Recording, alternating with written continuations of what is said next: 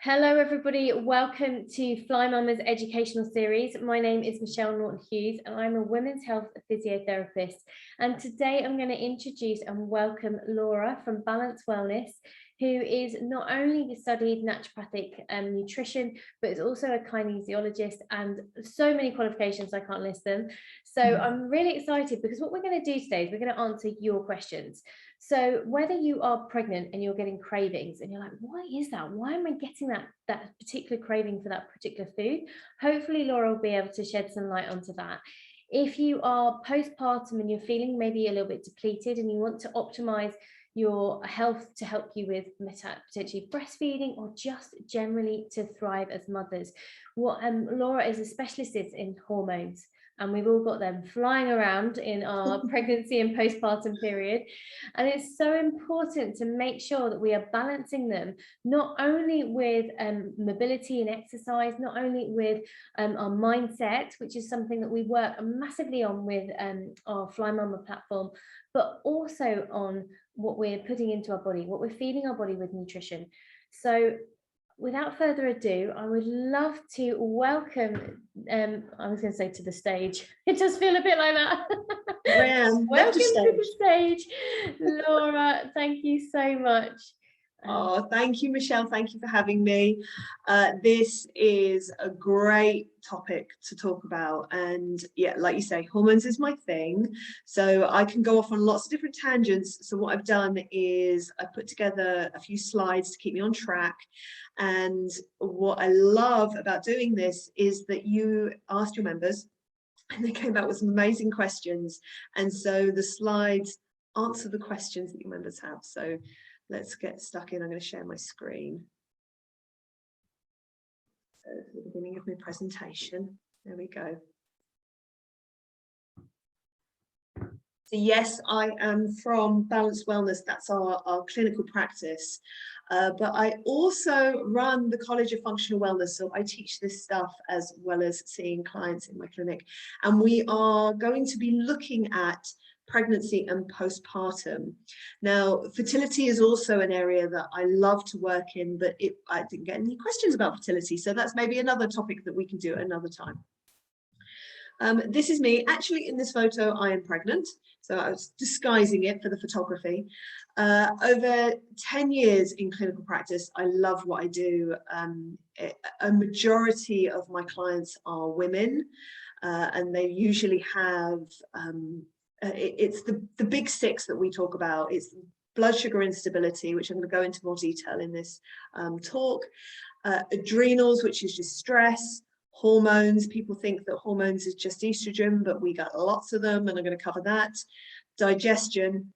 I get a lot of IBS coming into my clinic, and immune system. And immune system is one of my specialities. What a time to be alive, specializing in the immune system. It is there is this wealth of information as well as what we're going through at the moment. So we set up me and my business partner set up the College of Functional Wellness and Kinesiology 2 years ago, because there's a real need for practitioners in the kind of work that we do, and I love teaching it as well.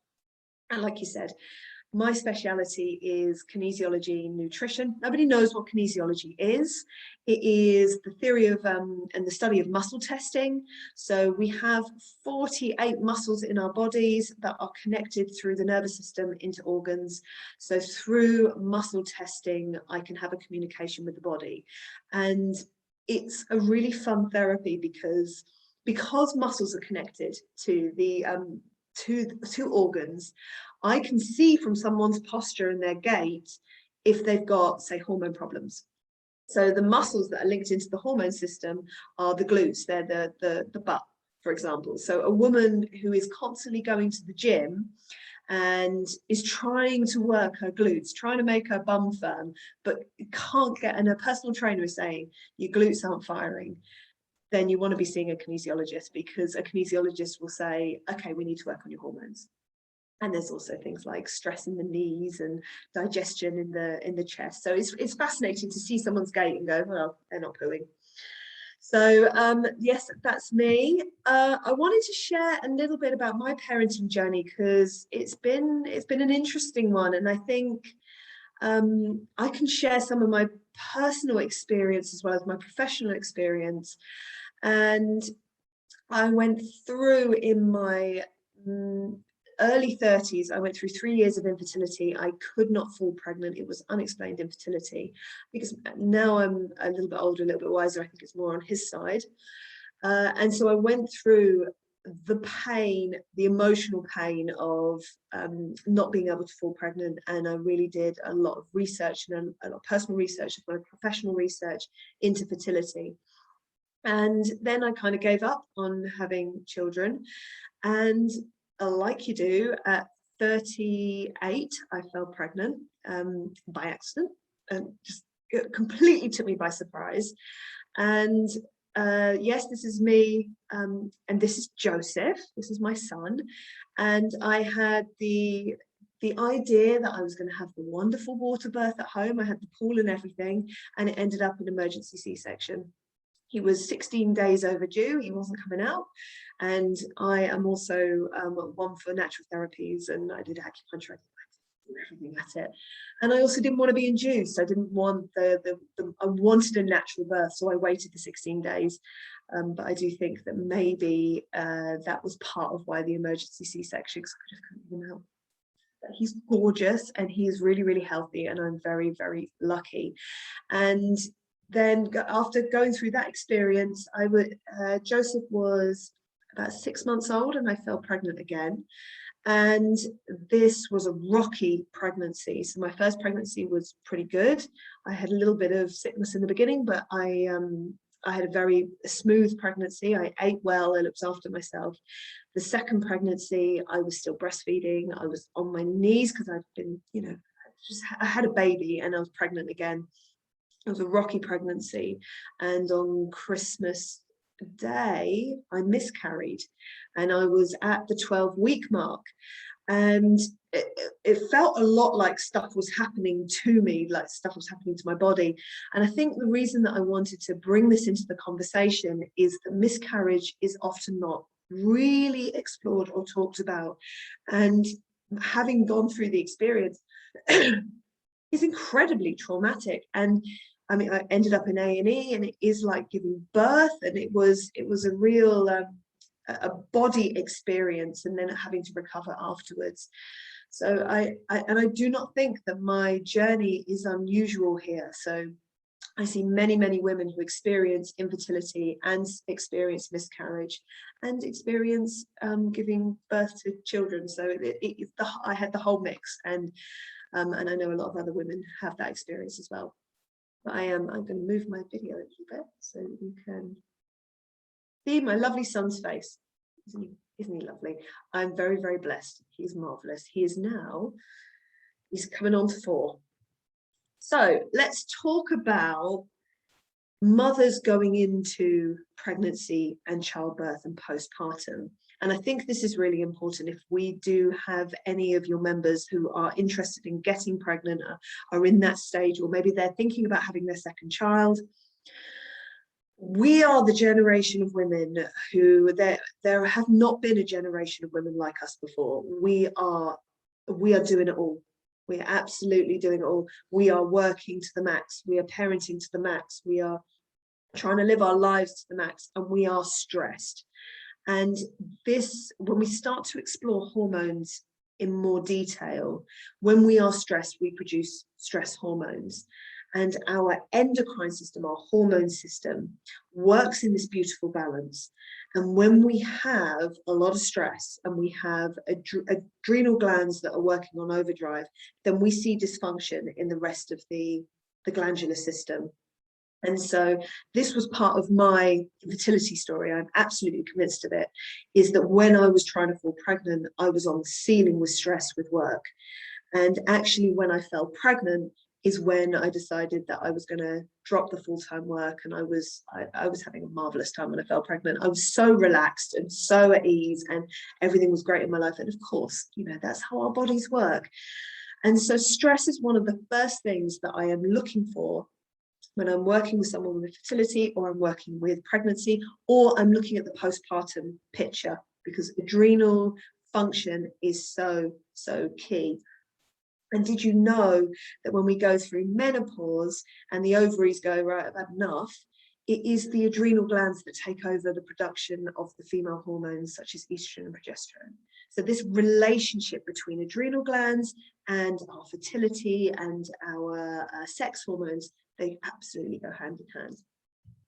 We are also the generation of women and our mothers who have been on the pill and have taken contraception. And this is important to mention because we are never really given the information about how the pill really does affect our hormones. And I have seen many times in my clinic that young women who go on the pill and then come off the pill, for example, and lose their periods, their bodies have gone into some kind of artificial early menopause. And we're never given these warnings that the pill and the Mirena coil, for example, or the depot injection can have such a fundamental effect on our hormones. So what I can definitely recommend if you've got women who are thinking about getting pregnant or have thinking about their second child or the third child, but to really have a look at, like, if they've been on the pill, if they're thinking of going on the pill, if they are on the pill, to look at coming off it and going through some kind of body support to be able to cleanse their body of it before they go into pregnancy. Antibiotics are very, very common, and the reason that I mention this is that antibiotics can damage the gut environment, and our gut environment is so crucial for estrogen clearing. And so any of these buildup of all these hormones, and again, this was my experience, I piled on the weight after I gave birth because my digestive system wasn't able to clear down all of the estrogen that had built up naturally. It does, you know, we're meant to, you know, estrogen is a growth hormone. It does, we do balloon, get larger when we get pregnant. And it took me a long time to shift the baby weight. And that's because my digestive system was compromised from years of antibiotics. We are also the generation of women who use a lot of toiletries, a lot of household products. We use lots of cosmetics, and there are lots of endocrine disruptive chemicals in those products that are estrogen mimicking in the body. And so when our body is full of artificial estrogens, then we can really see a compromised hormone system, a compromised endocrine system. We also, veganism is a big, big trend, and I'm going to go into this in a little bit more detail because I don't have anything against veganism. I actually used to be one, and I celebrate the principles of it. I think it comes from a very good place. However, women who are vegan or vegetarian, there's a deficiency that I want to explore here because I think it's really important to know these, to understand the effects that being a vegan diet can potentially have on your hormones. We've also potentially had IVF, and again, this has an effect on our hormone systems, injecting these hormones into our bodies. And because of IBS, I see lots and lots of IBS, but we see IBS is very hormonal. It's a very it's a real connection between IBS and stress. So this is the picture that we're going into with all fertility, with pregnancy, with postpartum. And so when we have this picture, this can lead us into difficulty. So it's important to look at this. Now, this is our unique piece of work. I've done a talk for you before, so I have gone through the triangle of hormonal health. This was developed by me and my business partner when we started to see this interplay very much in the clinic. And it is this triangle, the relationship between blood sugars, stress, and sex hormones are all interlinked. There is such a relationship that happens. And so when a woman comes in and she's talking about difficulty with postpartum, and she's talking about difficulty with fertility, I am looking at what is going on with stress and what is going on with blood sugars. I'll talk a bit more about that as well. And we can see here on the other side is that the digestive system and the immune system, we see them very much as victims. So when this triangle is out of whack, and to be fair, I think most of our triangles are out of whack because of the lives that we live and the diets that we eat, that we see autoimmune conditions, we see IBS, we see digestive symptoms, we see frequent infections, for example. But again, when someone comes into my clinic and they've got issues in these areas, I come back to this. What is going on here? So this is pregnancy. This is a lovely diagram of the hormones all going bonkers in pregnancy. And like I was saying, we have this massive surge of hormones. So it is really important to have a balanced endocrine glandular system when we're going into pregnancy, because this shitstorm happens. And I think what's important to highlight here, we've got the pink, which is the estrogens.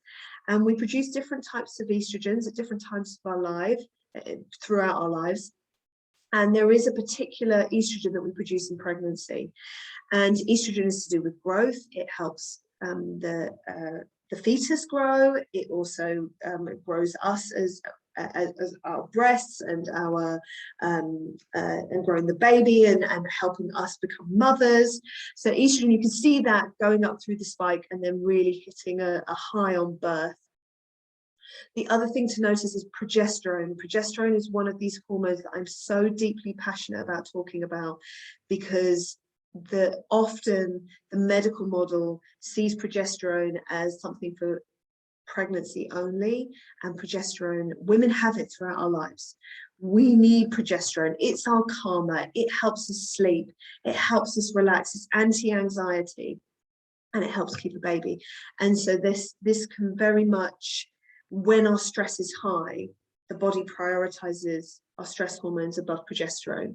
And so this is often why you see the connection between high stress and infertility. So progesterone's going all over the place. I also wanted to highlight the CRH, which is the corticotrophin releasing hormone, which is to do with cortisol release. So again, this is the connection again with cortisol is our stress hormone, so stress and the sex hormones.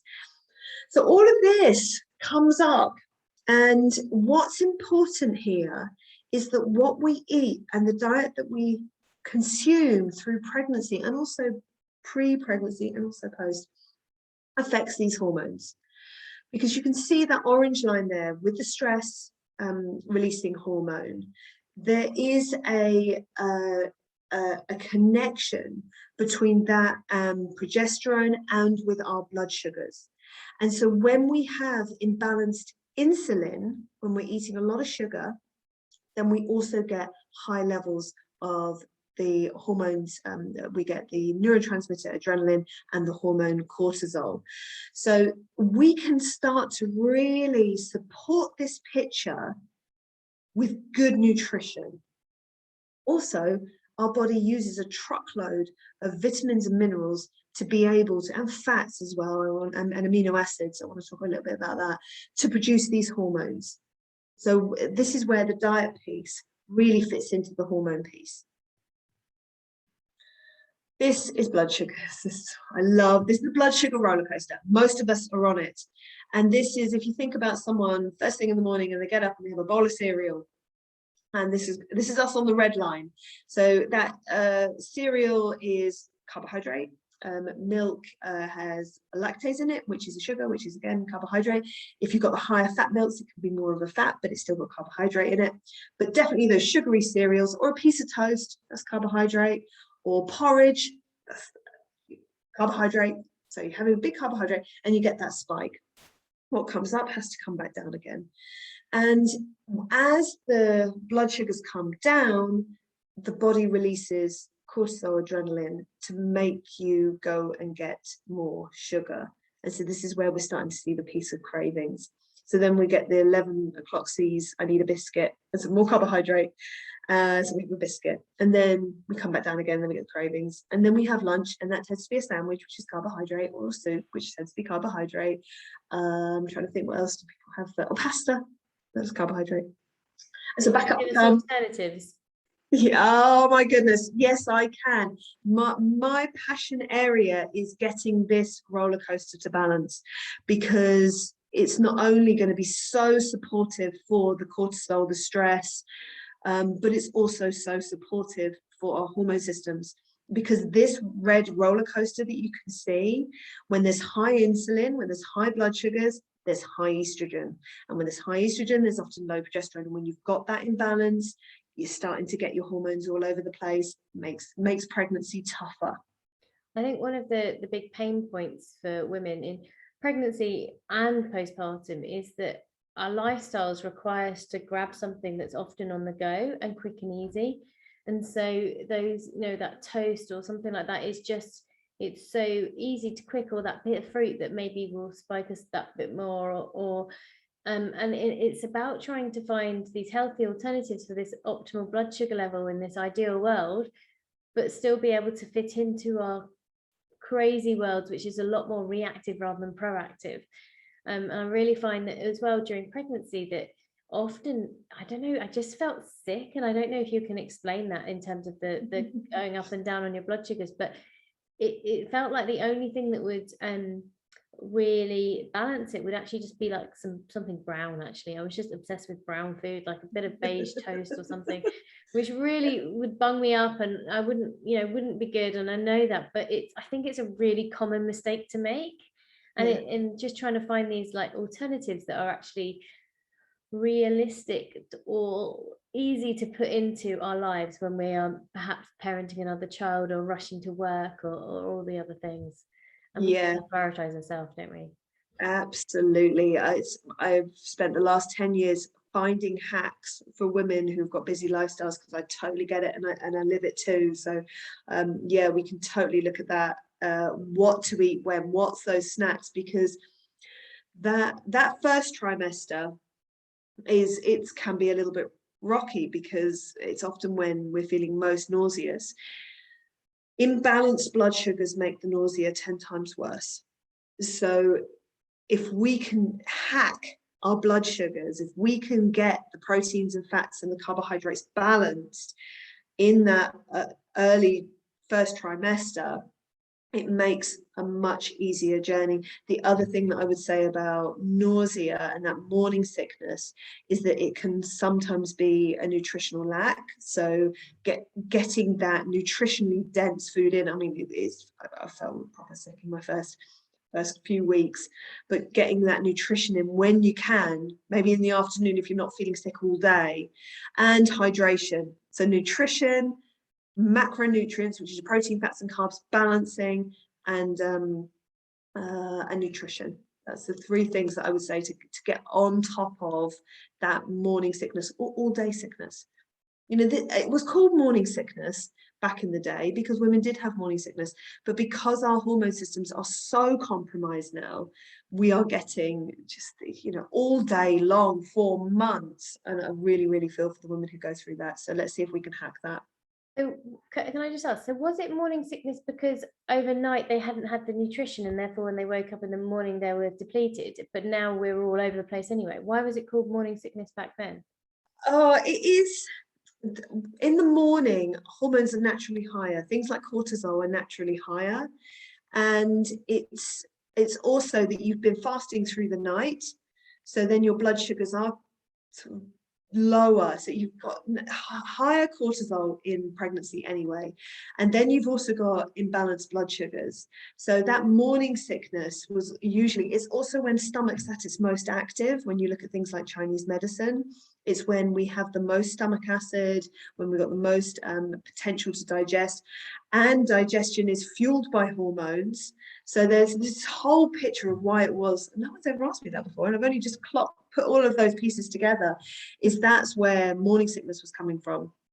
But the difficulty we've got is we are going into pregnancy now, stressed, depleted, our hormone system's all over the place, full of xenoestrogens, which are artificial estrogens, and our bodies are going, and just to clarify, they're the endocrine disruptors because of the chemicals that we use in our bodies, which you do talk about in your previous talk to us, but a bit more about that. So if you haven't seen it, definitely go back and watch that, because I thought that was really interesting about all of the products and things that we use, which I know that some people have been more aware of. And I think a lot of people that have fertility issues, maybe sometimes they go down that route and start to look at those sort of things. But Joe blogs, and me included, until I did a lot of this work, was we just wouldn't know, didn't know about all these things, and the shampoos and all the conditioners, and Yeah, it's the difficulty is that they analyze each product and they say it's safe, but no one looks at the compound effect of most women use, it's ridiculous, about I think it's about 50 products, from all of our household products to all of our cosmetics to all of our shampoos to all of our body washes to all of our moisturizers. We use so much stuff on our skin. And so, yeah, it's that compound effect that really, really needs considering. And it affects us as women more than it does men? Both. We are, because they are xenoestrogen, because they mimic estrogen in the body, these endocrine disrupting chemicals, they get into men as well. And this is why we're starting to see more infertility with men. We're seeing higher estrogen in men. This is why men are starting to look more female. So they've got moobs, for example. It's affecting us both. So that I won't talk too much about this. Blood sugar hormones, there's a few of them. I think that the bit that I wanted to highlight here is that most people know about insulin, which is the response to sugar, but we also have leptin, ghrelin, and cholecystokinin, which is to do with our appetite and to do with our hunger. And so if you have any of these issues in pregnancy, so your appetite disappears, or your appetite goes bananas, or you never feel satisfied, or you're constantly hungry, or you're never hungry, this I'm thinking, right, we've got some blood sugar issues that need to be addressed, and we can address them really easily with focusing on what we put in our mouths in terms of nutrition. So I also want to talk about the pregnenolone steal. I love this. This is a hormone chain. I think I mentioned this in the talk I did before. The important thing here is that our stress hormones, our hormones actually are made from cholesterol, which is made from fat. So please, please, please include fat in your diet. Through pregnancy, pre-pregnancy, postpartum, women need to have fat to be able to have a healthy hormone system. And this, what I think is important is, again, this is talking about the stress picture, is that the body, you'll see there that the pregnenolone is a precursor hormone, and it chooses whether to produce progesterone or to produce cortisol. And so when a woman is very stressed, you can often find that progesterone is low, and progesterone is our calmer. So a lot of women who suffer with anxiety, for example, I'm thinking, okay, what is going on here with the progesterone picture? Progesterone is such a lovely hormone, and I've had clients who come into my clinic who've had hysterectomies and are just put on estrogen because they don't see the importance of progesterone. But progesterone we need to be able to be sane. I swear, it keeps us from going nuts. Just lovely progesterone. And a study that I found, that women who have that low pregnenolone and this low progesterone are 33% more likely to develop postpartum depression. So this hormone picture, having healthy fats, having low stress, getting on top of our stress, making sure that we're supporting our adrenal glands with the right kind of nutrition, can really help avoid that, which is becoming so common now, that postpartum depression picture. So just to go back, so you have to, what do you have to do, like nutrition wise, can help to support to prevent low postpartum depression? You say it was the fats. The fats. Let's talk fats. Let's talk about. So one of the questions that I will go through the diets, because I want to talk about the nutrition around this. One of the questions we had was, how much should I be eating while I'm pregnant? And I mean, we can look at calories. It's not, I don't really work with calories. I think nutritional density is much more important. And if you are constantly starving, I am interested in why that is, or if you've got cravings, that is telling me that there's an imbalance there somewhere. Should I eat for two, was I think part of the question. This is a rough guide of how much you should be eating. So yes, you should be eating some more when you are pregnant. I think this is why I wanted to show the calorie picture. And why do I crave beige stodgy food? Well, let's have a look at that. So the way that we work and the hormone diets that we work with is PFC, which is protein, fats, and carbohydrates. Now, proteins are meat, fish, eggs, and soy, but it's tofu, When I work with vegans, then, yes, tofu is a protein. One of the concerns I've got about recommending it in this context is that soy has an estrogenic effect on the body. And so I recommend that women who are going through any kind of fertility, pregnancy, postpartum are not going near the estrogenic foods like soy. I tend to use soy occasionally around the low estrogen picture around menopause. I don't recommend it through the fertility phase. So back to, we need protein, good quality protein. And this is the difficulty with the vegan diet. Meat, fish, eggs, that's your protein sources. And yes, there are other foods. So I get a regular thing of, well, I eat chickpeas and that's a source of, I eat legumes, that's a source of protein. Yes, it is, but there is double the amount of carbohydrate in chickpeas than there is protein. So it sits in a carbohydrate category, it acts like a carbohydrate. So it doesn't really sit in the protein picture. So please, please, please get your proteins in there. Proteins are needed for growth, for development. I am always making sure that my son is eating protein because he is going through growth. I ate protein through my pregnancy because I was going through growth. Make sure your teenagers are eating it because they're going through growth. And we have these big hormonal changes through our lives, and protein is an absolute must for health. Then we have fats. And I do think that the low fat thing that happened in the 80s, I remember my mum constantly being on a low fat diet, I just think really messed up hormones, really like that cholesterol picture. We need, cholesterol's a good thing. Cholesterol, we need it to be able to produce our hormones. And so when we're looking at fats, we're looking at the healthy fats, we're looking at olive oils, we're looking at, I love the meat fats. If you can get tallows or lards or back to the like drippings back in the olden days, nuts, seeds, creams, butters, all the fun stuff. Fats are really good fun. Putting extra butter on things, delicious. And then we've got our carbohydrate, and it's the carbohydrate category that most people eat too much of. So we have our non-starchy carbohydrates, which tend to be our greens and our whites. So that's the broccoli and the leaves and salads and courgettes and all that kind of thing. And then we have our starchy carbohydrates, which are grains, beans, legumes, fruit and vegetables. So we need to have a balance of these, and I can really, really recommend that this is how you eat through pregnancy. You make sure that you look at your plate and you go, where's my protein? Where's my fat? Where's my carbohydrate? And your protein needs to be about a fist size. Now, if you're pregnant, you can go bigger. I mean, you're growing a person, so you can have more protein, especially if you feel like you need it and you're still hungry. Your fats need to be a couple of tablespoons, or say 10 olives or half an avocado. Again, if you're pregnant, go for a whole avocado, that's fine. Don't limit your calorie intake here. And then your carbohydrates, go crazy with your non-starchy carbs. So your greens, your broccolis, your cauliflowers, your salads, your tomatoes. And then you've got your starchy carbohydrates, which is your fruit, veg, grains and beans.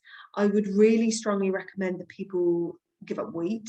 I see so many issues with wheat. Wheat is, the grain has been changed and it is not fit for human consumption. It causes mass inflammation. It strips the body of nutrition.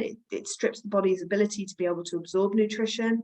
If you are going through pregnancy, actually, it doesn't, not even pregnancy, I was just quit the wheat. It's, if you're interested in knowing more about this, there is a documentary called What's Up with Wheat, and I can really recommend it. I think you can get it free on YouTube. Go check it out. It is shocking how horrendous wheat is for us. So yes, you can still have some grains like rice, spelt's a nice alternative, but keeping those grains to a minimum. The more I do this work, the more I see how inflammatory grains are, and I prefer the carbohydrates to be those natural, wholesome vegetables, fruit, that kind of thing. So that slice of toast then, what would you give? Like, because that is a wheat, right? That is, and it's too much carbohydrates because we're not having Yes. any. Like, I think you haven't put eggs in the protein, but is that a Yeah, protein? Like, that's a protein. so Definitely. It should be eggs, a little potentially picture. eggs in the morning. See if I can find a. Oh, I've got Oh, more have of you them. got one about the bread? Oh, you're one. Yeah, living wheat. Yes, eggs, meat, fish, eggs. That's your proteins. Now we also work a bit with protein powders. Stay away from the soy. I would opt for, you can go for there's pea, hemp, rice. You can also get animal sources. Whey is it's a bit, again, estrogenic. It can be an intolerance, so some people are not great with whey. It can also pile the weight on, but you can get some really nice meat, like brothy protein shakes, which are amazing, full of nutrition, full of collagen, full of protein. So protein shakes can be a really great hack, because you can have a scoop of your protein powder. You can have half an avocado, or an whole avocado if you're pregnant, and then have some fruit in there, and then you can stick some greens in there, blend it, go for it. I have to say, I have a protein shake. So I have a pea protein, and then I put either my fats are like my avocado or normally, and then I put spinach, and I probably put too many carbs still though, because I put spinach and a banana potentially, and then I put in a handful of fruit. So where does that sit? So Carbs. with the glycemic index, you can get sweeter fruits. So the bananas and mangoes tend to be a little bit sweeter, and then you've got things like berries. So if you're trying to get your blood sugars under control, then go more, like you can get some frozen berries from the supermarket. They have a bit more of a citrusy, sharp taste if you're trying to balance your blood sugars. And then maybe half a banana if you still really like the flavor of banana in there. You can have nut butters as your fat, which are delicious. So the pea protein is the protein, right? So you don't have to then have any of the other proteins there.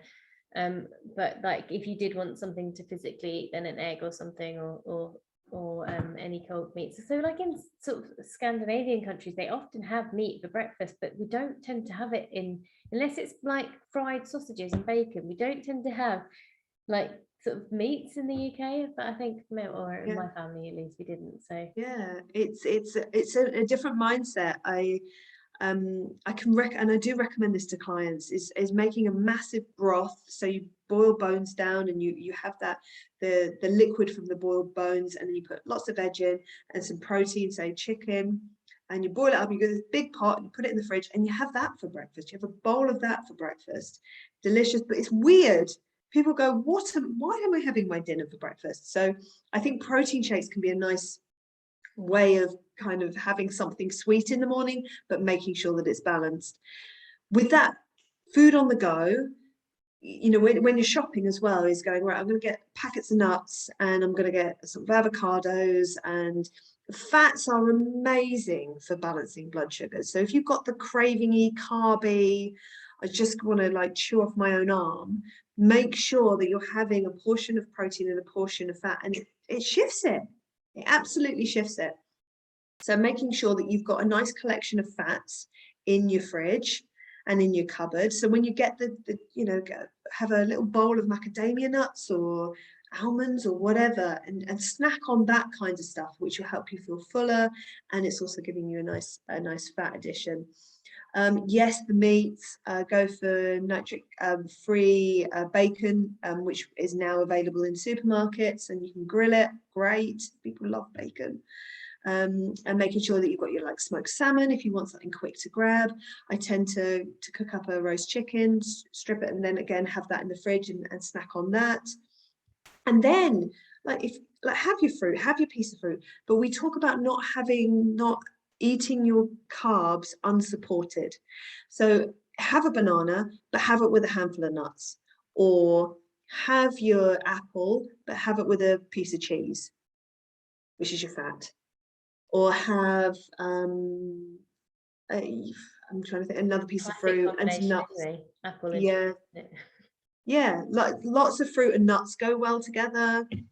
And also, this is a lovely delicious for a pudding and stuff. You can start to cook up fruit, put butter with it and a bit of cream, and oh, yummy. It's really delicious, but it's that unsupported carb that you want to avoid. And I don't know if you've had this experience. You have a banana and 10 minutes later you're like, I'm starving. That did nothing. If you add some fat or some protein or both to that banana, you'll notice that you'll be full. Okay. So you are looking at, this is just an example of like an example for dinner or lunch. I'd have my grilled chicken for my protein. I'd have my avocado for my fat, and I'd have some brown rice for my starchy carbohydrate, and then I'd have some greens with it, which is unlimited. You can eat as many greens as you want to. Yeah, the foods to avoid. That was taken from the documentary that I mentioned. What's up with wheat? I think it's called. Just don't eat it. It's really difficult. It's in so many foods, and I just grab a sandwich, which is so ingrained in our culture. It's my pun, ingrained. I'd also stay away from the processed foods. There's so many hidden sugars. There's so many hidden ingredients. Become a label reader. Like, what am I putting in my body? What do I want my baby to have access to? What do I want to? This is, I think, so important with the pregnancy picture. Yes, we want to absolutely give to our babies. Such an important thing, but there's also this, I've got to be functioning at the end of pregnancy. And if I've given everything to my child because I'm deficient, then I am going into trouble for when I've got a newborn. And like, you want to be on your game when you've got a newborn because you don't get any sleep. So it's making sure that you are supporting you as well as supporting your baby. We were talking about this, and I'm thinking my toddler. Like, I think we could do a whole different talk about toddlers and their foods, because she's really going through a phase at the moment and just trying to get anything inside her. And you can easily fall into the trap of just going with wheat stuff. I'm trying to avoid it, but yeah. Anyway, that could be a topic for another conversation. It's children's nutrition is not my speciality, but I have a 3-year-old and I apply these principles, and I found so many hacks personally. So really happy to just have a sort of a mum-to-mum chat around nutrition and record that around toddlers, because I noticed with Joseph that he doesn't get the hangry. He's never had the hangry.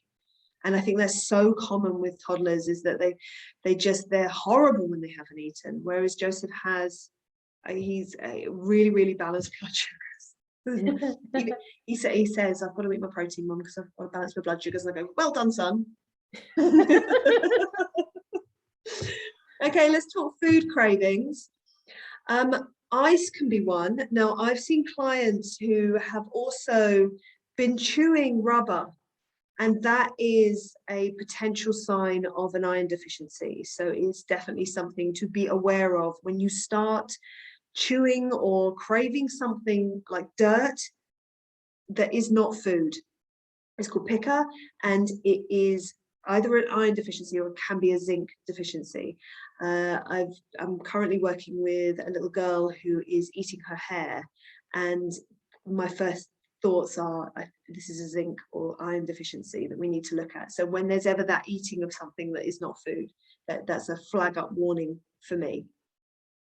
If you're craving dairy, potentially vitamin D, making sure, I mean, where are we now? We're coming into the winter months, so absolutely supplementing with a good quality vitamin D supplement. And I can recommend some brands that I work with. I took a prenatal all the way through pregnancy and through breastfeeding and out the other side, and it really, really served me well. And so I can recommend some decent brands that are going to be very easy for the body to absorb. Also, a calcium deficiency can be to do with dairy. If you're craving the fats, then yeah, you're needing the fats for the cholesterol and the hormone profile. So you remember the bar chart with all the hormones raised. If you're producing more hormones, you're going to need more hormone production, so you're going to need more fat, so you're going to need more cholesterol. So that can also be playing a role in the dairy picture.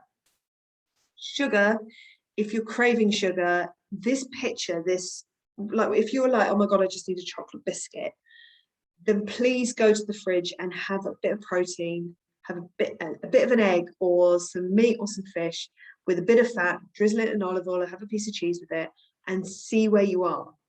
And potentially that will knock the sugar craving on the head. The other important thing that I've not actually put on this slide is sugar cravings.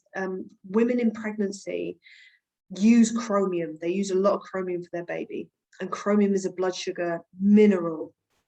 And so if you are craving a lot of sugar and you're pregnant, it might be that you need chromium, but you can get them in a really good quality prenatal supplement. So yeah, that might be going on. So it could be a deficiency.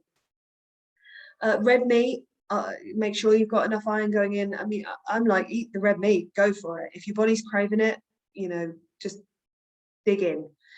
But it could be the protein picture. Chocolate, if you're craving chocolate, get some magnesium in. I took loads of magnesium through my pregnancy. I'd recommend it. I often test for my clients in the clinic.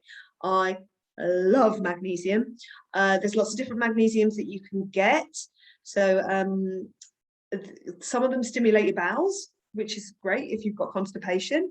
But the ones that magnesium glycinate is a really nice one. It's a really great one for sleep. It's really easy to absorb. So again, I can give you some recommendations of supplements that I would be looking at for pregnancy. When people get restless legs in pregnancy and they find that their legs are really restless and they're cramping and stuff at night, what is that magnesium? What is it often that they are supplementing? It's either sodium potassium balance.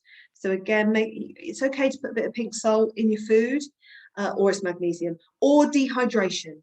So big glass of water, neck a couple of magnesium, make sure you salt your food the next day. Should really help we call them the scrams in our house. I had awful scrams, so that's one of the reasons I took quite a lot of magnesium.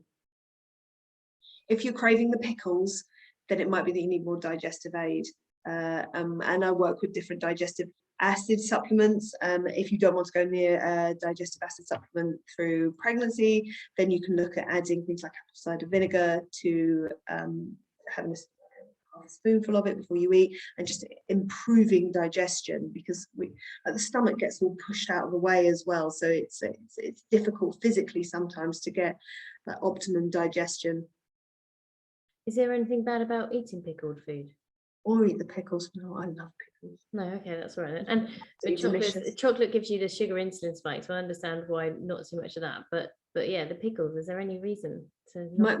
No, I enjoy them. I think they're lovely. And actually, people who do crave vinegary food, it's usually because the vinegar is helping them produce more digestive acid in their stomach. So yeah, no, go for it. And with the chocolate, aim for more sort of darker chocolate, or you can get I really like on bars. They tend to be higher in fat than sugar, so it can be a really nice alternative. So check those out if you're trying to cut the chocolate addiction. You can also make cacao puddings you blend things like avocado, cocoa powder, and maybe a little bit of maple syrup, and it turns into like a chocolate mousse. You stick them in the fridge and I have made them before when I've been prepping stuff, and it makes such a difference. It feels so much better, and then life takes over and you forget all these little life hacks. But yeah, they are really good, those mousses. Taste really realistic as well. I think this is I wanted to just mention the gut, because I said earlier that it's the gut's responsibility to clean all our toxins down, but clean all our hormones down. So after we've given birth, if our guts aren't working very well, then this is where the weight gain picture can come from. And so this is why giving up wheat is such a good idea, because the wheat is so destructive on the gut. And so really just looking after the gut, making sure that it's got decent protein, decent fats, and it's got some nice carbohydrates, lots of fruit and vegetables going in. If you're supporting your gut through pregnancy, then you'll have an easier ride off the other side when you give birth. Choose organic. I mean, I've talked a bit about veganism. I think I go into more detail. These are the vitamins and minerals that vegans and vegetarians are missing. I understand that a lot of vegans and vegetarians do it out of principles. So one of the things that I ask them to explore is ethical meat sourcing. I mean, there's some wonderful farms that are doing some wonderful things to be able to produce really ethical meat. But if someone is like, I cannot eat meat or fish, then I say if they're going into pregnancy, then we've got to be looking at getting these in a supplement. And it's not as bioavailable in a supplement as it is in the real thing, in the meat and the fish, and the eggs as well. But if you are a vegan or vegetarian and you just will not go there, then please find a good quality supplement to supplement with. And these are so important things for the growth of our baby as well as our own health. I mean, there's lots of, like, the B12 and the vitamin D3 and the omega-3s as well. These play such a vital role in how we feel mentally, and so this, saving a woman from having to unnecessarily go through postpartum depression, I think, is really important. So just go back to that. So the veganism or vegetarian type diets where they are deficient in these supplements can be more risk factor of postpartum depression because they're deficient in those supplements. Yeah, and also development of the baby. I mean, there's some really big things here. I mean, zinc is one of my favorite minerals, and it is to do with growth, it's to do with development, it's to do with immune system, hormone picture. It plays so many roles in the body, and to not be getting it in our diets it can cause so many issues. So ensure that is going in. Iodine's another one. Iodine we get it from the sea. So this is in making sure that if you're vegan or vegetarian, that you're eating plenty of seaweed, for example, that is quite rich in iodine, but it's still in plants. It's not as bioavailable as it is in meat and fish. So, and iodine is for our thyroid. There is a connection between, as part of our endocrine system. It also has a relationship with our fertility, to do with the ovaries. The thyroid and the ovaries have a chat with each other. And so if we've got low iodine, one of the common pictures that I see with someone who's low in iodine, they go through pregnancy and they come out the other side, and that's when the hyperthyroid or the hypothyroidism kicks in because it's such a big deal what we go through. Women are so amazing, and we produce people, and it takes so much of us to produce a person that what tends to happen, and nature is amazing at this, is that it will prioritize the baby above the mother. And so then what we're seeing is these mothers who are low in these important vitamins and minerals are coming out the other end, and they're getting the postpartum depression. Low zinc is massive postpartum depression. And they're seeing these hormone conditions like hypothyroidism, or then an autoimmune condition will kick off, or etc. So it's not just about producing a lovely person, it's also making sure that you're okay when you come out the other side of it, because it is such a big deal to make a person. Here. It really is. I think women are amazing. Pregnancy heartburn. So this is to do with, it's because hormones, it's all hormones. The more you can balance your hormones, the better that your heartburn will be. And so it's hormonal, but it's also a structural, your bump is pushing against your stomach, so you've got all kind of issues going on here. So yes, you can eat smaller meals. One of the questions that I had was, what does a smaller meal look like?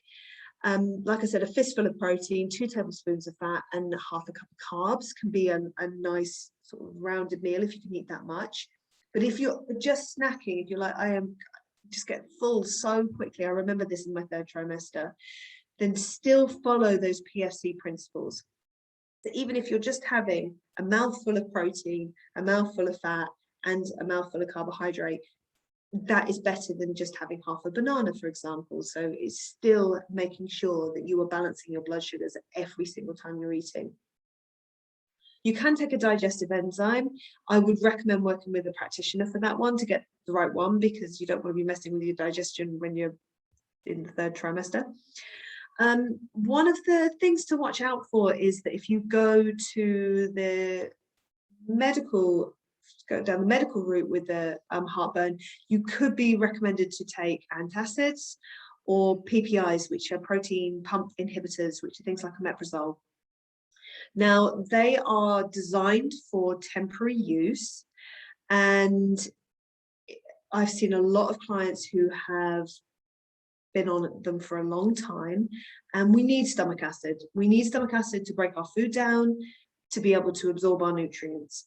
And so please be mindful that if you are taking an antacid or you're taking a PPI and you are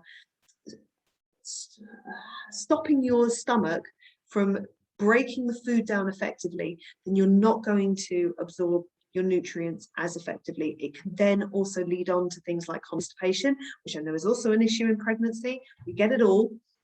So that, just living off the Gaviscon can be quite detrimental for being able to get the nutrients in, for getting the constipation, and also when you come out the other side of it, it can add to things like irritable bowel syndrome and other digestive conditions.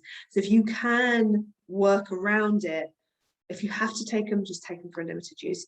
And if you're on long-term use, our advice, because I cannot recommend on medication, I always say, please go and speak to your doctor about this, because they are used for short-term limited use only. The amount of women that say, I'm swigging the Gaviscon and stuff during pregnancy, the Gaviscon, so shockingly high, isn't it? So for that quick fix for them, instead of taking the Gaviscon, what natural remedy could they have that maybe would help with that feeling? I think that actually eating that PFC way of eating is good, because the pancreas, which is producing your blood sugar hormones that you're going to be balancing, its main function, 95% of this function, is digestive. So the more you can balance your blood sugars, the more you're going to balance your digestion. I would also say look for some natural hacks, things like bicarb of soda or apple cider vinegar can be better ways of. We need more. Usually when we've got heartburn, it's not because we've got too much acid, it's because we've got a hormone issue going on. So the more we can balance our hormones, the more we can support our digestion, the less heartburn we're going to get. So the PFC, the protein, carbohydrates and fats in that balance, and then trying to take that apple cider vinegar or bicarbonate soda. See which one works for you. I mean, play around with it, or please get in touch or go and see a health practitioner to see to find the right solution for you if you want support with it, because I appreciate that, especially with third trimester. I'll give you a tip as well. In kinesiology, so I work with massage points that are linked to different parts of the body. The lymphatic point for the stomach is underneath your bra bone on the left hand side. So my other tip is get rid of your bone bra, those underwires. They dig in to lymphatic points for the stomach and the liver, both of which, those organs, we want them working, but both play a major role in pregnancy. So they go away. Or if you're like, I really like my bra, cut them and pull the underwire out. That underwire's got to go. It also causes all this congestion around the boob, and we don't want that. We want our lymphatic system moving in this area. It's so important. So you can rub around that rib, or you can come see a kinesiologist and we'll rub it for you. Yeah, no, I 100% agree. So since getting pregnant, I realized how uncomfortable. I didn't actually know that about the points, but how uncomfortable those underwire bras were. And then I thought to myself, I'm leaving myself with scars and like red marks from where it's rubbed. This can't be right. It can't be good for you at all. So yeah, no, I don't. I mean, I know that different people have different issues with bras, but we talk about that a lot in physio in terms of posture and control. And I really don't. Yeah, I'm not for the same reasons actually, but possibly all interlinked. I don't recommend underwire bras at all. No, I think they're awful things, and there are some amazing bras out there now. Marks and Spencer do lovely bras for boobs, decent sized boobs as well. It's because a lot of women say, well, I've got to have the underwire because I need the support, but there's some really great non-underwire bras. I thoroughly recommend it. Look after your boobs. Another question we had was, I need fuel for labour. Now, I think every woman might be different, but I was like, I can eat, and I was appreciated that it is like running a marathon. Mine was anyway.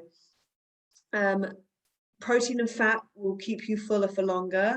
So if you are getting to your due day, making sure those blood sugars are balanced, see if you can get a big vat of soup, like I said, with the meat or fish or whatever you have, with the good broth and vegetables in, something easy. And I remember eating that at the beginning of my labor when I still could eat, and avoiding that processed sugar and the wheat again, because it will bring your cortisol up, and it'll bring your blood sugars up, and it all just crashes back down again. So it's never going to give you the long-term fuel. I think this is really interesting, is that we're now starting to see a lot of those athletes in the 90s who used to carb load the night before a marathon or a race or whatever. They had this massive bowl of pasta. Now we're seeing I think it's Steve Redgrave is now a type 2 diabetic because he just absolutely hammered that pancreas. So, you know, don't carb load. It's not going to help. So eat something balanced. Make sure your protein and fats are going in. So you can have things like a fat and a carb snack, which is really delicious. So you can have a bit of fruit and a bit of butter that's cooked up, or fruit and nuts, for example. Like I said, the on bars, I really like them. If you're going, I just need a piece of chocolate, then, you know, they use things like coconut butter instead of all of the trans fats that you get in some of the other brands. And drink lots of water, lots of hydration for labour fuel, I'd say. I had during pregnancy, you know, those little pop shots, and so they've got some nuts and seeds. They've sometimes got the a little, like the berries, the dried berries and stuff, and so it's a bit of a combination of the fats and the carbohydrates, I think. What I'd recommend is, when you buy something, if you look at the nutritional information on the back, it will show you this is how much protein it is, this is how much fat is in this, and this is how many sugars and the carbohydrate. So look at those figures, and whatever number is bigger, it sits in that category. So I know, like the naked bars, for example, are very popular, but they sit in carbohydrate because, yes, they do have nuts in, but they've got more fruit than nuts, so they sit in the cut. So if you have a look on the back, it's higher sugar than it is fat. The on bars are higher fat than sugar. So become a label reader and see if you can get a collection of snacks that are ticking the 3 macronutrient boxes, so that you're getting. But I mean, I was like way into labor. I was like, there's no way I can eat any meat.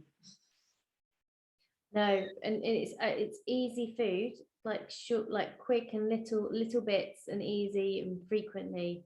Nothing that smells too strong. And it's possibly like the dried food as well, because it's not always easy to have the big wet stuff and take it, and you end up in the labor ward, or you're in where, you know, do you know what I mean? It's just trying to find those quick and easy things again, isn't it? A protein shake could be amazing, because then you can just sip it and you know nutrition's going in, which is great. Also, I make things like flapjacks out of, so you can have the protein powder for your protein, you'd have a butter or coconut butter for the fat, and then you can have some oats for your carbohydrates, and stick some nuts and seeds in there as well. So and they're delicious and very quick and easy. Postpartum healing diet is another question. What should I be eating to help my body after I've had baby? It's the same picture, really. It's the making sure that the quality protein, fats, fruit and vegetables, mainly fruit and vegetables going in. I do recommend going easy on the grains, if not cutting them out. The more that I learn about grains, the more I go of. They should be small and few and far between. Go full fat. Enjoy the fat. Quality protein like fish. You can go organ meat as well if you dare. I mean, a lot of people find it quite tough to eat. There's some really lovely supplements that are coming out on the market that are dissected organs, that desiccated organs, that you can take in pill form, so that you don't have to eat the organs. But organ meat, through postpartum, it just has this wonderful collection of vitamin A, iron, zinc, B vitamins, collagen, copper. It's got all the stuff in it for healing. So if you can have some liver with your vegetables, then go for it. Can I ask something really controversial? Of course. So, I love a controversial conversation. So you can get, and I haven't done the research, I don't know all of it, but you can get your placenta put into tablet forms. Have you heard about that? Yes, And there's like yes. people, because obviously like the animals do it, they eat the placentas, don't they? And it's obviously an instinct, they know that that's full of all of the organs. Like Well, I can't think of anything worse, but at the same time I'm like, oh my god, people are doing this, and then they're trying to be some people put it into broths and stews, which is just a bit too much for me. But the thought of, okay, if it went into a tablet and I'm eating a tablet from something else and I don't know what's in it, but I don't know, what are your thoughts on that? what I know about organ meat is that it is one of the most nutritious foods that we can get on the planet. So actually making that connection between that and the placenta, I mean, it does make sense. I haven't done that much research on it, but it will be so full of nutrition. So I think go for it and get it. It's not something I tried. I don't think it's something that people necessarily even realize is a thing until sometimes they hear about it in pregnancy or afterwards, and they go, oh, what, that's a thing? That's an actual thing. But I can see the connection. I can see the science between why it would be really, really great for you, because organ meat is amazing, and it's just all of that stuff you need for repair and healing.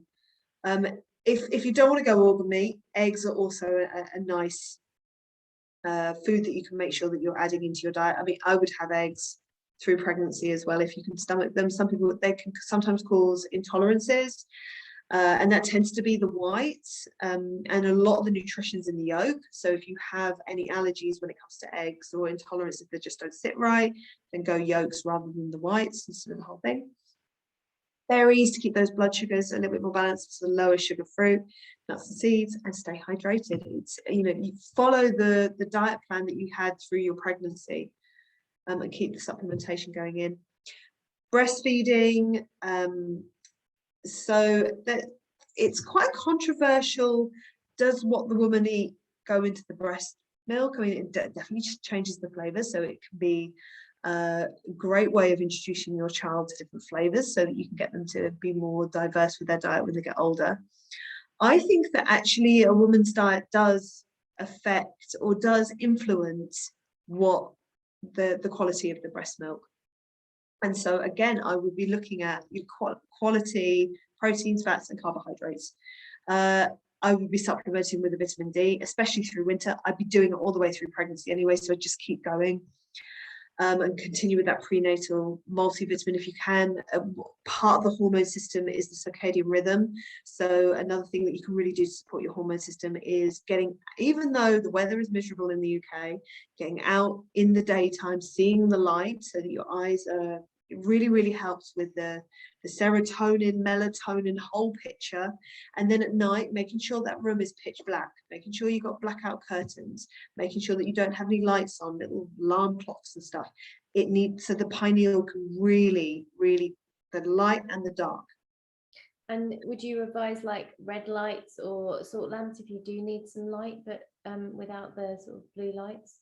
Yeah, I think as in when you're sort of breastfeeding and stuff. Yeah, because obviously you need to be able to see sometimes, don't you? It's not practical always to be completely pitch black when you've got a baby next to you. So actually having sort of, rather than having the white light, having the blue light, having the red lights. And what's your thoughts on that? One of the things I had was a salt lamp, which gave off a very, very dim, like orangey coloured light.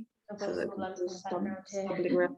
One of the other things that I would recommend, and this is probably more from my personal experience, is that I didn't find breastfeeding that easy.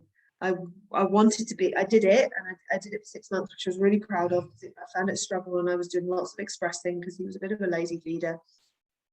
But I would actually recommend researching co-sleeping, because it is known that the closer your baby is, the more that you can hear the snuffles, the more that your body is aware that baby is there, the more milk you produce.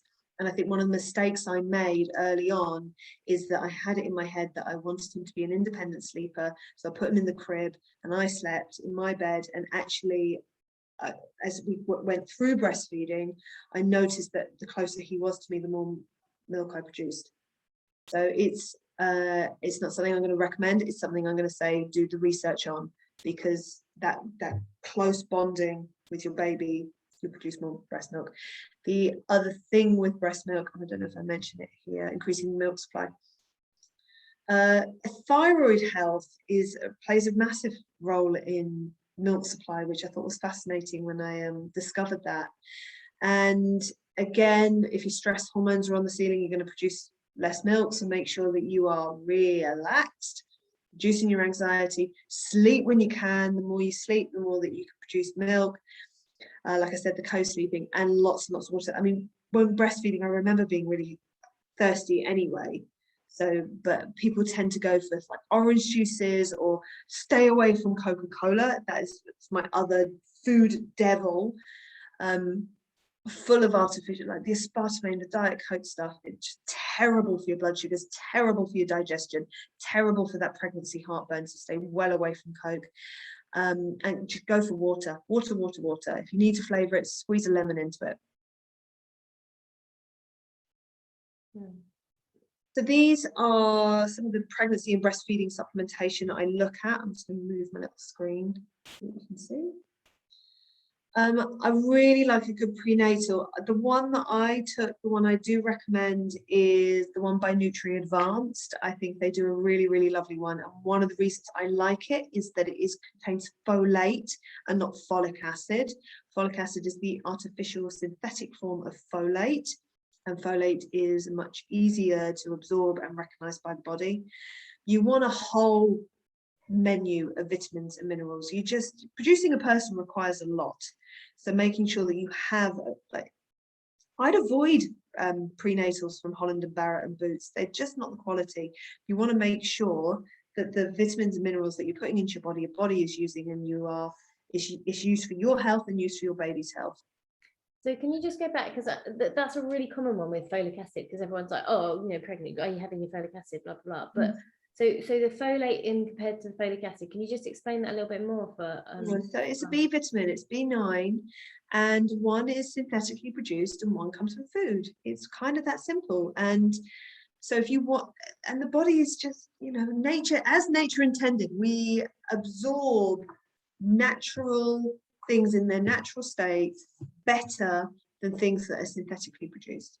So I recommend looking for a prenatal supplement that contains folate and not folic acid. And like I said, like prenatal, I took it postnatal as well. Carry on taking it, especially if you're breastfeeding.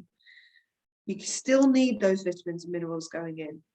And if you're eating a good quality diet, yes, you will be getting it in your foods. One of the big questions I get is, well, can't I just eat a really good diet? Yes, but we've trashed our soils, we've trashed our food chain. We just don't have the nutrition that we would have got in the 50s. It's not there. So, and we live stressed lives, and we live indoor lives, and we're dealing with a pandemic. So actually getting that a decent prenatal supplement in is really great. I'd be recommending an omega-3. I'd stay away from the 6 and 9. Omega-3 is anti-inflammatory. It's used for producing our cells and like the cell wall lining. And omega-3 make for really lovely, soft, supple cell linings. 6 and 9 are more inflammatory. They're in so many foods. We do not have a balance of 3, 6, and 9 in our diet. We're often deficient in 3. We've got bag loads of 6 and 9. It's in most of the grains. And so we don't need more 6 and 9. We need the omega-3. And avoid herbs. So I don't give any herbs to pregnant or breastfeeding women. I focus on the vitamins and minerals. Why avoid the herbs? Because they have a hormone effect, and we just want to leave the hormone system doing what it needs to be doing. We don't want to be messing with it. So I work with adaptogenic herbs that can raise the reduced cortisol, for example, raise progesterone levels, and actually in the pregnancy picture or the breastfeeding picture, like let the endocrine system do what it's doing. It's got an important job to do, and we support it with a vitamin and mineral and fats and amino acids from your proteins. We support it from a dietary perspective. Please review your contraception before pregnancy and afterwards. It's I can talk a lot about this, about how the synthetic hormones, we put on progesterone. We think it's progesterone. It's not. It's progestin. It's more similar to testosterone than it is to progesterone.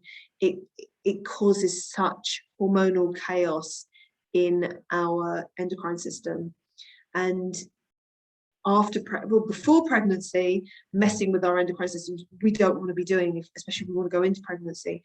And then messing with it afterwards, our body's going through healing. And so, yes, we don't want to fall pregnant again, but there are other ways that we can look at contraception rather than those putting artificial hormones into our body. Please, it just protect yourself from other issues that are going to come in the future. Some issues. That could be a whole talk on itself, couldn't it? Because that's such it's huge. It's such a huge topic, and I am so excited to see that contraception, like the male pill, they do not have the hormone systems that women have, and so just being able to sort of switch off the sperm, for example, I think that I'm really excited by that as a development, rather than always the women are the ones that are having to take the artificial hormones. It just messes with us so much. I wanted to share this. I saw this in the news probably about a month ago, and I knew I was doing this talk and I wanted to share it. And like I say, I'm a naturopathic practitioner. I don't deal with medications, but I think this was in the news and I wanted to share this information so that people are aware. There is this growing piece of evidence that is coming through that paracetamol might affect the baby's development in the womb and increase the risk of ADHD or autism. And so women who suffer with pain throughout pregnancy and just keep popping the paracetamol, please go speak to your GP. Please look for alternatives for dealing with the pain. If your body's in pain through pregnancy, there's something going on that needs looking at. So please explore that rather than just taking the paracetamol to avoid this. And I think the data, the evidence that's coming through is justified, because it was a study of over 60,000 people. So I think it is, please bear that in mind when it comes to medication. That's incredible, isn't it? Because, we were always told, don't take Nurofen or ibuprofen, but you can take paracetamol. Always, that's the age-old thing. And I kind of think that a lot of us naturally just try to avoid taking any forms of pain relief, in any sort of chemical. But when we're told time and time again it's safe, and then a study like this comes out and you're like, oh, it's not safe. Yeah, if you're in pain, go to your doctors, and please mention, if they say just go home, take paracetamol, say this has been, I saw it publicized in the news, so it is out there, this information is out there. Please, it's one of the things I feel so passionately about, is that we are educated enough, and we educate our clients so that they can feel confident to go and question the doctors on what is recommended, so that we get the best healthcare for us. When we're questioning things like contraception, when we're questioning things like paracetamol, based on these studies, based on this research, so that we don't have to have any side effects and the issues that come from taking things that we shouldn't. And a lot of the pain is often, if you've been cleared by the midwife that everything's okay with your baby, then it's often like musculoskeletal. And this is where our sessions with Flymama really come into their own, just to really educate yourself on your body and your changing body, because that in itself can add this element of relief, that what's going on, and you understand. If you understand why you're getting something, it doesn't necessarily add that layer of fear, which often then heightens our central nervous system and makes it worse. And then learning the techniques that Kelly goes through a lot with, which is about really calming your central nervous system, and then any mobility, movement exercises, imbalances when it comes to strength left and right, self-massage techniques that you can learn, and postural techniques to try and improve your stability and your control, to again improve that imbalances, which is often where the warning signs of the pain comes through, because we're just so much more sensitive. And then what you've been talking about all night, which is the hormone imbalance, and just ensuring that actually our hormones are ramping up or changing so much during pregnancy, which means that our chemical receptors are that much more sensitive and activated, and it's just trying to do whatever we can to balance them. Because pain is a massive topic, and it can be really, really scary. And I think to to take something like paracetamol away from somebody that's quite reliant on it is quite, you know, scary as well. And I think that even though these studies come out, it's important to sort of, if you've been taking it a lot already, to try and find alternatives, you know, maybe the warmth, maybe the bath, whatever, to try and reduce the amount, but not be too fearful of it straight away, because there's plenty of people that have been taking it as well, that are absolutely fine. But it's just trying to actually be a bit more, like you said, naturopathic and sort of natural with our pain reliefs. And there is so much we can do with breathing techniques, everything. Oh, go find a therapist. I work with a woman who is a pain specialist, and she is phenomenal at it. And like you said, it's musculoskeletal. So actually working with a practitioner who can get the body in an alignment, that where the muscles are in the way that we see the body. Usually where there's pain, there's a muscle that's working too hard. And the reason it's working too hard is that there's another muscle somewhere else that's not doing its job properly. So how we work is we turn that muscle on and we relax this muscle and you get the posture balanced, and then you get pain relief off the back of it. So yeah, I think if there is constant pain in the body, it needs looking at. 100%. So yeah, that's me. That's for me. Prenatal, pregnancy spiel. If you want to get involved, if you're interested in any of this, we have a free symptom assessor. It's called symptomassessor.co.uk, and it's a quiz, and it will give you a guidance of what you should be focusing on. If it's your blood sugars or your stress or your hormones or your digestion or your immune system, it'll give you a very clear pathway of what, and that's free. We also, if you're interested in eating PFC, then we have a recipe collection. It's about 100 recipes, and mainly it's my dinner, actually. It's me taking photos of my dinner, and so it's segmented into what to have for breakfast, what to have for lunches, what to have for dinners, what to have for bedtime snacks. I've also got a whole children's menu in there because, of course, I've been doing it with my son as well. So if you want to eat, you're like, how do I eat PFC? Then we have that guide available. That's on our website. We do clinic appointments. We do training in any of this in nutrition, as well as coaching, as well as kinesiology. And you can find us on functionalkinesiology.co.uk or balancedwellness.co.uk. Amazing. Thank you so much, Laura. I've absolutely loved that. It's been really, really interesting. We have covered so much tonight, but it's been really fantastic. So thank you so much. Pleasure. Thank you for having me. And ladies, if you are watching this back, please do. Let me just make sure that you can see me, because it looks like my screen is pinned. I don't know if it's working or not. But if you are watching this back, then please do comment and let us know what you found interesting, whether you have any questions that arise. And just like we did with our last talk, Laura is there and I'm there to help to answer any further questions that come up. And if there's anything that we've mentioned that's maybe prompted a potential another talk or educational series, then again, put those topics to us and we will do our utmost to provide them for you. Thank you all so much, and thank you so much, Laura. It's been so lovely to see you, and we'll see you again soon. Bye.